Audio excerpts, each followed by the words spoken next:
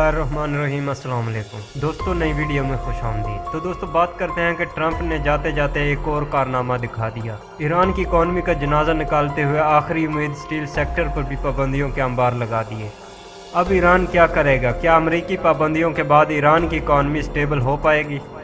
वहीं दूसरी जानिब आपको बताएंगे कि इसराइल और भारत ने अपने हरीफों को मुंह तोड़ जवाब देने के लिए मुश्तरका तौर पर मिसाइल टेस्टिंग शुरू कर दी। अब हम पर कोई हमला करके दिखाए, इसको ईंट का जवाब पत्थर से दिया जाएगा। जबकि ईरान की यूरेनियम अफसूदगी के ऐलान पर इसराइली वजीर आज़म के सख्त बयान के बाद ईरान भी मैदान अमल में आ गया। हम यूरेनियम निकालेंगे और तुम्हारा वो हशर करेंगे जो पूरी दुनिया देखेगी। ईरान की इसराइल को खुली धमकी। आखिर अब तक ईरान कितना यूरेनियम निकाल चुका है और न्यूक्लियर बम को मुकम्मल करने के लिए इसको मजीद कितना यूरेनियम दरकार है? दोस्तों, इस वक्त अमरीकी सदर ट्रंप इन कोशिशों में हैं कि वो किसी तरह अपने आखिरी दिनों में ईरान को ज़्यादा से ज़्यादा नुकसान पहुंचा सके। वो पूरी कोशिश में हैं कि किसी तरह ईरान इनकी दाढ़ के नीचे आ जाए ताकि ये इसे दोबारा उठने ना दे। सदर ट्रंप ने अब की बार नाजरीन ईरान को ऐसी चोट लगाई है जो शायद ईरान को भारी नुकसान से दो चार कर सकती है। दोस्तों, अल जजीरा की एक रिपोर्ट के मुताबिक ट्रंप इंतजामिया ने ईरानी इकॉनमी का पूरी तरह जनाजा निकाल दिया। अब की बार ईरान के स्टील सेक्टर पर सख्त पाबंदियां आयद कर दी। खबर के मुताबिक अमेरिका ने ईरान के सबसे बड़े और मशहूर स्टील और मेटल बनाने वाली कंपनी को ब्लैक लिस्ट कर दिया।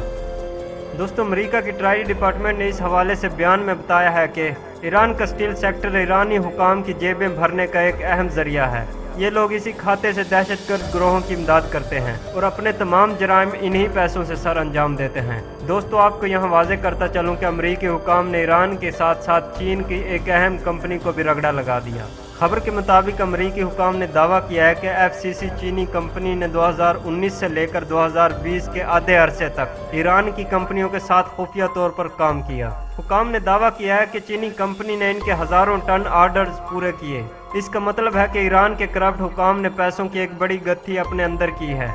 दोस्तों, ट्रंप इंतजामिया ने कहा है कि हम इसके लिए हर मुमकिन कोशिश करेंगे कि ईरान के करप्ट हुकाम अपनी जेबें ना भर सकें। उन्होंने कहा है कि इस वक्त हमारा सबसे बड़ा मकसद भी यही है कि जितना हो सके इस कदर ईरान को दबाया जाए ताकि वो घुटने टेकने पर मजबूर हो जाए और अपनी हरकतों से बाज आ जाए। उन्होंने कहा है कि इन कंपनियों को ब्लैक लिस्ट करने से ईरान का रेवेन्यू कम होगा और फिर इन तमाम करप्ट हुक्मरानों की जेबें तंग होगी। इनकी जेब में तंगी होगी तो ना ही ये अमेरिका के खिलाफ कदम उठा पाएंगे और ना ही ये मुसल्लह ग्रोहों की मदद कर पाएंगे और ना ही ये लोग फंडिंग कर पाएंगे।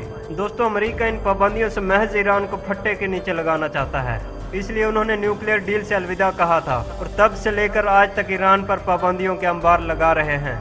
ट्रंप की सोच है अगर वो ईरान पर पाबंदियों की मिकदार बढ़ा देंगे तो ईरान अमेरिका के आगे घुटने टेक देगा।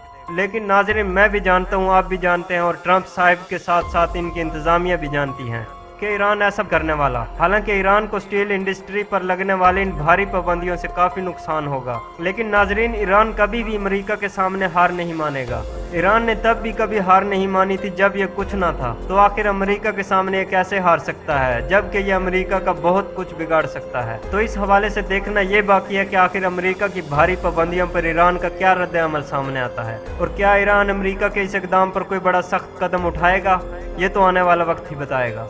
आगे बढ़ते हुए आपको ये भी बताता चलूँ कि अपने हरीफों को मुंह तोड़ जवाब देने के लिए इसराइल और भारत ने मुश्तरका तौर पर जंगी सामान की टेस्टिंग शुरू कर दी।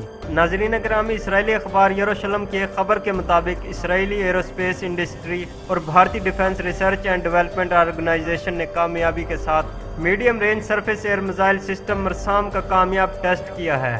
खबर के मुताबिक इसराइल और भारत ने जानबूझकर एक ऐसे वक्त में इस डिफेंस मिसाइल सिस्टम का टेस्ट किया है ताकि वो अपने हरीफों को इस बात का पैगाम दे सके कि हम तुम्हारे हर हमले को काउंटर करने की पूरी सलाहियत रखते हैं। भारत को इस वक्त चीन और पाकिस्तान का खतरा है नाजरीन, जबकि इसराइल को ईरान, हमास और हिजबुल्लाह का डर सोने नहीं दे रहा। इन दोनों मुल्कों ने मुश्तरका तौर पर टेस्ट इसलिए किया ताकि तमाम ममालिक को पैगाम दिया जा सके कि हम अकेले नहीं, हमारे साथ भी कोई खड़ा है। और हकीकत यही है कि इस वक्त ये दोनों ममालिक फंस चुके हैं।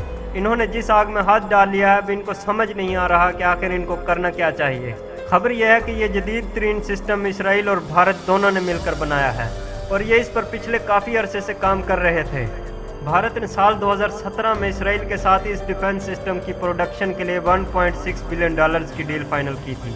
खबर के मुताबिक ये जदीद डेवलपमेंट भारत के लिए इंतहाई खुशाइंद है क्योंकि ये इसका पहला ऐसा सिस्टम होगा जो इसने खुद बनाया और वो कामयाब हो गया।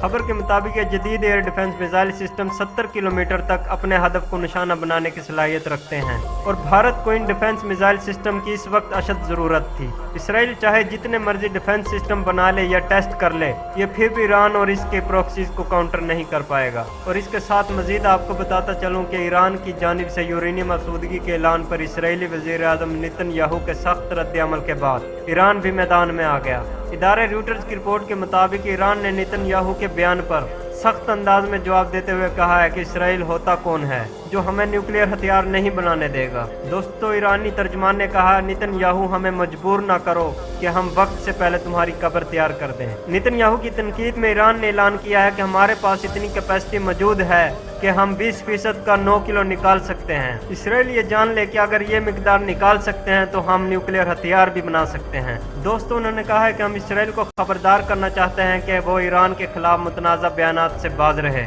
अब हम तुम्हें कोई मौका नहीं देने वाले और ना ही तुम्हारे पास कोई गलती करने की गुंजाइश मौजूद है।